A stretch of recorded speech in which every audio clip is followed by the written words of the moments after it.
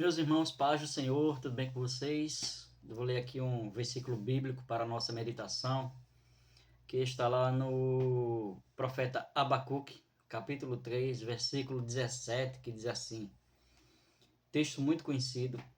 Ainda que a figueira não floresça, nem haja fruto nas videiras, ainda que o produto da oliveira falhe e os campos não produzam mantimento, ainda que o rebanho seja exterminado do estábulo e não haja gado nos currais. O 18. Mesmo assim, eu me alegrarei no Senhor, exultarei no Deus da minha salvação. É um texto muito conhecido, onde o profeta, no capítulo 1 e no capítulo 2, ele indaga a Deus sobre algumas questões, e no capítulo 2 Deus ele começa a responder o profeta e começa a demonstrar o poder dele, a soberania, a autoridade de Deus em meio ao caos que a nação de Israel estava passando. A nação estava dispersa, estava sendo afligida, estava distante dos propósitos de Deus, por conta do coração duro que o povo tinha. E depois que Deus se revela, né, respondendo ao profeta, no capítulo 3, a oração de Abacuque, muito conhecida, né, onde ele exalta a Deus, né? Veja que no versículo 2 do capítulo 3 ele diz: Senhor, eu ouvi a tua fama e temi. Ó Senhor, aviva a tua obra no decorrer dos anos. Então ele exalta a Deus, e neste versículo 17, que é o mais conhecido do capítulo 3, ele fala de uma adoração a Deus. Uma adoração independente do estágio em que nós estamos vivendo. Uma adoração que não está ligada a fatores externos, a economia, a emprego, a saúde, né? Quando a gente fala em saúde, nós lembramos de Jó, né? É uma adoração a Deus sincera, é aquilo que Jesus falou no Novo Testamento, né? Que Deus procura a quem adora Ele em espírito e em verdade. É uma adoração que não está presa ao templo apenas, né? Eu adoro a Deus no templo, na congregação, mas eu adoro a Deus aonde eu estiver, com a minha vida, mesmo que falte tudo. É muito profundo, mesmo que falte alimento, mesmo que falte saúde, mesmo que falte condições externas, né? Pode até faltar no meio da prova a alegria. Eu costumo dizer que o crente ele pode estar triste, mas ele não pode viver triste. Mesmo que falte tudo isso, ainda assim o cristão deve permanecer adorando a Deus. Por quê? Porque ele é o sentido da nossa fé. Ele é a razão maior da nossa existência. Nós existimos para Ele e por Ele, né? Nós amamos a Ele, adoramos a Ele em qualquer circunstância.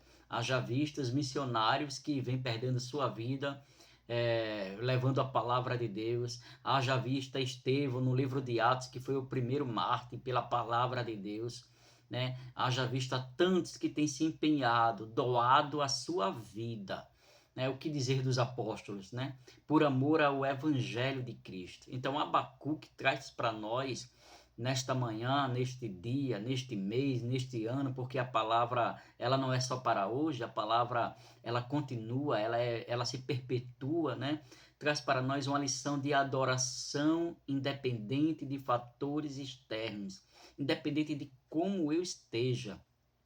É muito fácil adorar a Deus quando eu estou bem, quando eu estou com dinheiro, quando estou com a porta de emprego boa, mas adorar a Deus é quando eu também estou doente, quando a porta se fecha, quando eu não estou bem.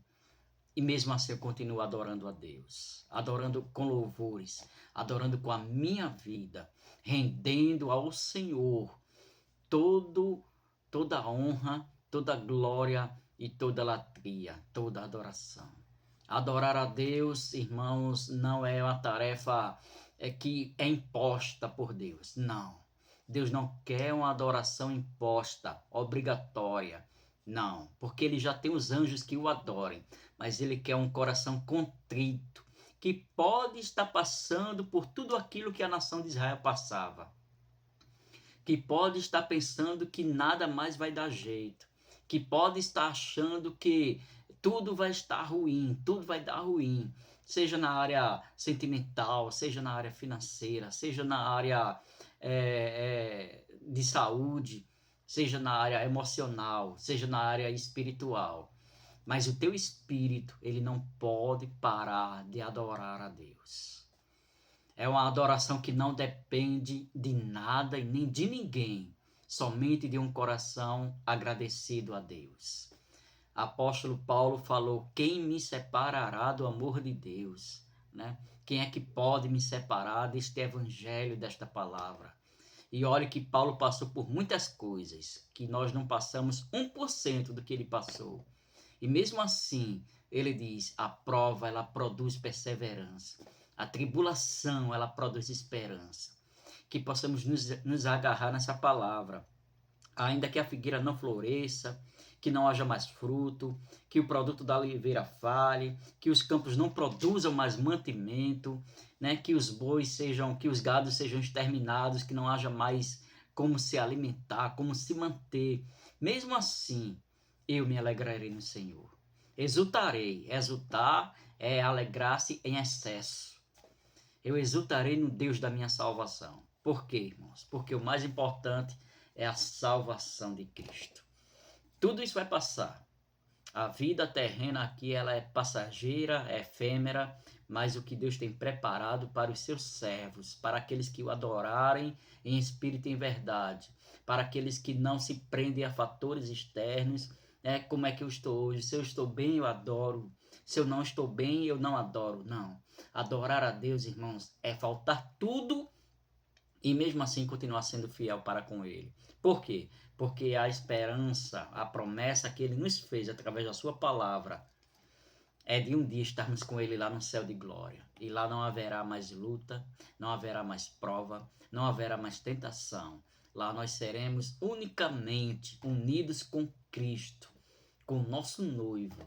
Maranata, ora vem Senhor Jesus. Continue adorando a Ele, mesmo que algumas coisas possam estar dando errado aos teus olhos, aos meus olhos, mas para Deus, Ele sempre tem um plano A, não é plano B.